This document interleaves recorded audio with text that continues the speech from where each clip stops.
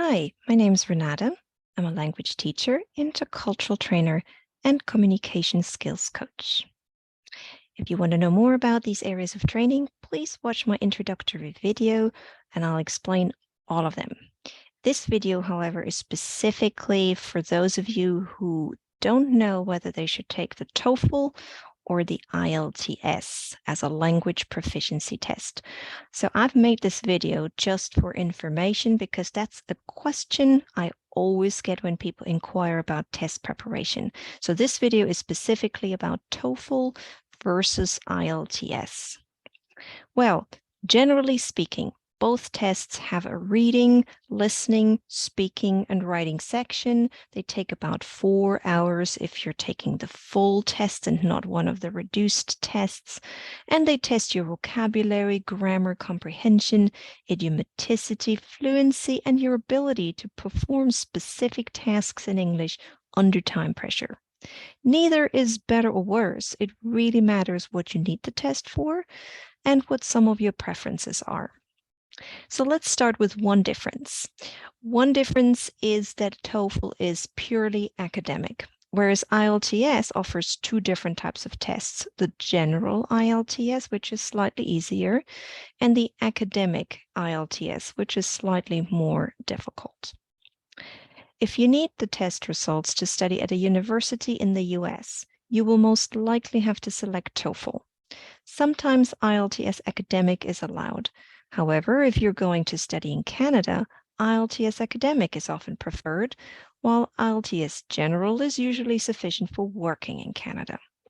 Overall, TOEFL is more accepted in the US, while Canada often requires IELTS. There are other tests as well. Not a lot of people know about that. So before you start studying for TOEFL or for IELTS, make sure you know what alternative tests you might be able to take. So go ahead and ask your university or employer which options there are. Another major difference is that TOEFL speaking is rigidly timed and you record your answer, whereas IELTS speaking is a conversation with an examiner.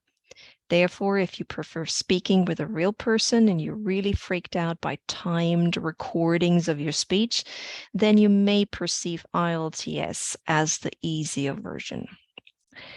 However, as far as listening is concerned, TOEFL and IELTS also differ here. TOEFL uses American English and IELTS uses British English. So if you're more familiar with American English with that type of accent, if you find it easier to understand people who speak American English, you'll definitely find TOEFL easier. However, if you grew up hearing British English or you were taught British English at school, you may feel more comfortable with IELTS. Finally, there's one more difference. TOEFL is completely computer-based.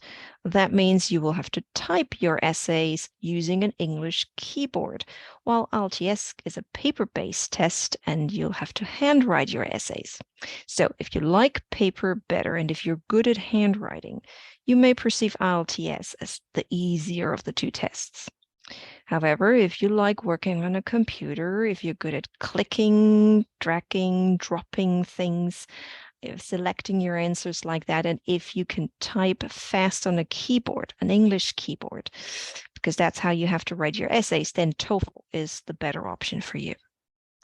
Overall, nothing of the above matters if the company, organization, or university you need the test for has specific test requirements and only accepts one or the other. Hence, it is always advisable to talk to them first, find out which test they require, and what score or score band is expected to successfully apply for the position or the study program you're interested in. And like I said before, they may also offer alternative tests that are university-specific or company-specific. Do ask for them and then see if that's a better alternative for you. So when you're ready to start your lessons in either TOEFL or IELTS, if that's what you've come to decide, then contact me and you can book as many lessons with me as you need. And if you don't need any lessons, well then I wish you good luck with your test. Bye-bye.